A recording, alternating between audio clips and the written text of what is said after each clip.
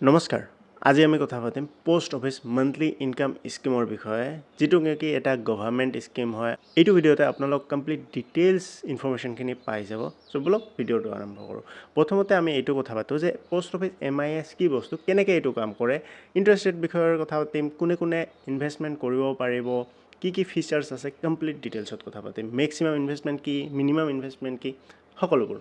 post office MIS বা যিকোনো বেংকত এমআইএস সিস্টেমটো अवेलेबल আছে এমআইএস কি হিচাপত কাম কৰে সো আপোনালোক এটা লামসাম এমাউন্ট বা এটা ফিক্সড ডিপোজিটৰ নিচিনা হেভি এটা এমাউন্ট যদি আপুনি পোষ্ট অফিসত ৰাখি দিয়ে এইটো স্কিমৰ আন্ডাৰত তেতিয়া হলে আপোনাৰ যেটো ইন্টাৰেষ্ট ৰেট হ'ব সে সাপোজ ইয়াতে 7.4% ইন্টাৰেষ্ট ৰেট এই সময়ত হৈ আছে হেইটোৱে ক্যালকুলেট হ'ব আপ টু 5 ইয়াৰ্স পৰ্যন্ত তাৰ মানে ইয়াৰ ম্যাক্সিমাম টেনিয়ৰ হল 5 ইয়ার্স এটা মান্থলি বেসিছত পেনশন সিস্টেমত আপোনালোক পাই থাকিব এইখিনি এমআইএস তাতকে বেছি একো নহয় এতিয়া আমি অকমান ফিচাৰ্ছৰ বিষয়ে যদি কওঁ কোনে কোনে ইয়াতে এপ্লাই কৰিব পাৰে এইটো সিঙ্গেল মানুহে একাউন্ট খুলিব পাৰে আৰু ম্যাক্সিমাম ইয়াতে 3 জন মানুহ পৰ্যন্ত একাউন্ট খুলিব পাৰে মাইনৰ একাউন্ট খুলিব পাৰে কিন্তু 10 বছৰ হ'ব লাগিব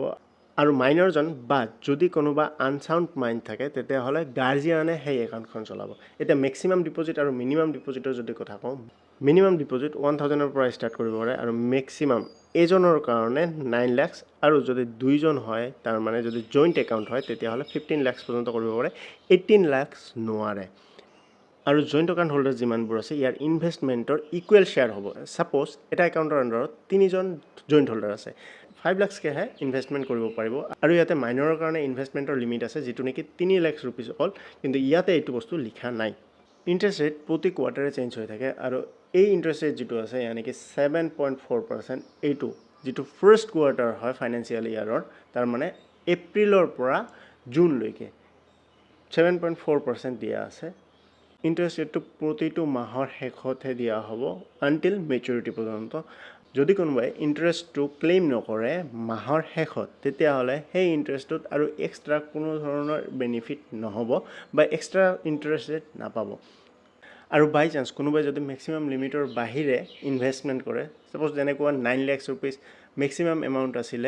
হেইটো যদি 10 লাখ रुपीस বা 11 লাখ रुपीस কোনোবাই ইনভেষ্টমেন্ট কৰে তেতিয়া হলে সেই টকাটো কমপ্লিটলি ৰিফান্ড হ'ব আপোনাৰ পোষ্ট অফিস সেভিংস একাউন্টত আৰু হেইটোৰ কাৰণে অকল সেভিংস একাউন্টৰ যেটো ইন্টাৰেষ্ট ৰেট আছে হেইখিনিহে পাব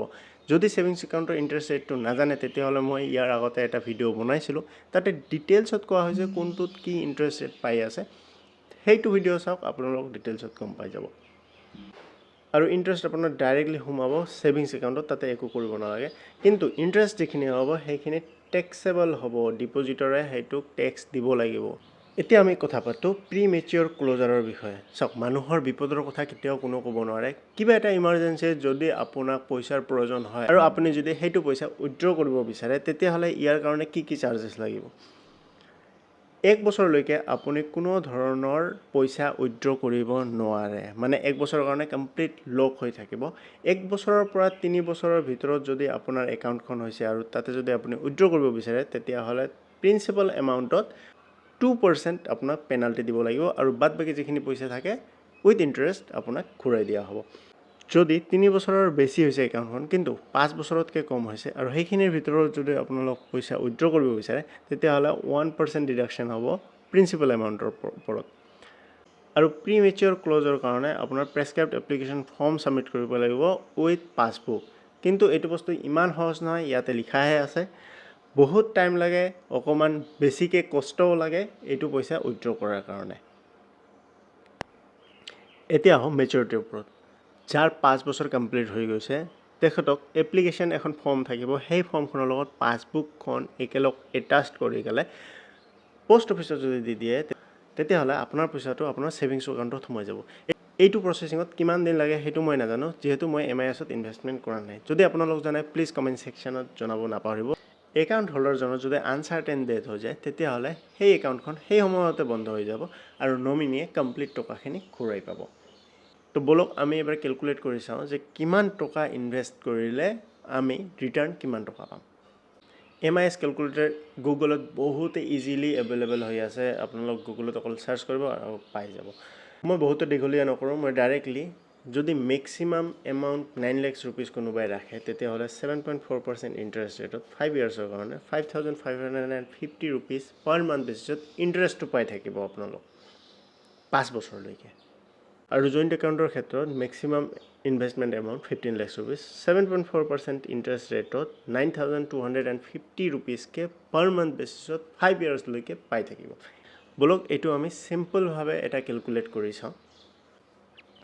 আমি আইছো নৰমাল ক্যালকুলেটৰত আৰু কোনোবাই যদি 9 লাখ rupees ইনভেস্ট কৰে তেতিয়াহ'লে আপোনালোক চালে যে 5,550 rupees কে পাৰ মান্থ বেচিছত পাই আছে যেটো নেকি 12 মাহত যদি আমি ক্যালকুলেট কৰো 66,600 আৰু 5 বছৰৰ কাৰণে এটো 3,33,000 rupees পাব আৰু 15 লাখৰ এগেইনষ্টত 9,250 rupees পাৰ মান্থত পাই আছে বছৰি 1,11,000 টকা পাব আৰু 5 বছৰত 5,55,000 rupees পাব 7.4% এগেইনষ্টত আৰু এইটো 15 লাখ rupees জমা কৰাৰ পিছতহে পাৰ মান্থ বেচিছত এইটো আপুনি পাই থাকিব তো এইটো আছিল ডিটেইলছ ভিডিও আপোনালোকক ভিডিওটো কেনে লাগিছে নিশ্চয় কমেন্ট বক্সত জনাব আৰু যদি ভ্যালুয়েবল লাগিছে ভিডিওটো তো নিশ্চয়কৈ শেয়াৰ কৰি দিব এই যে ইন্টাৰেস্ট ৰেটখিনি পাই আছো এইখিনি ওয়াৰ্দি হয় না নহয় এইখিনিও আপোনালোক নিশ্চয়কৈ ক্যালকুলেট কৰাৰ পিছত কমেন্ট বক্সত জনাব যে এইটো ওয়াৰ্দি হয় না নহয় আৰু ইয়াতকৈ বহুত ভাল ভাল ইনভেষ্টমেন্ট প্ল্যান আছে যেটো নেকি লাহে লাহে আমি এইটো চেনেলত কৈ যাম আজিলৈ ভিডিওটো ইয়াতে সামৰণি মাৰিছো লগ পাম নেক্সট ভিডিও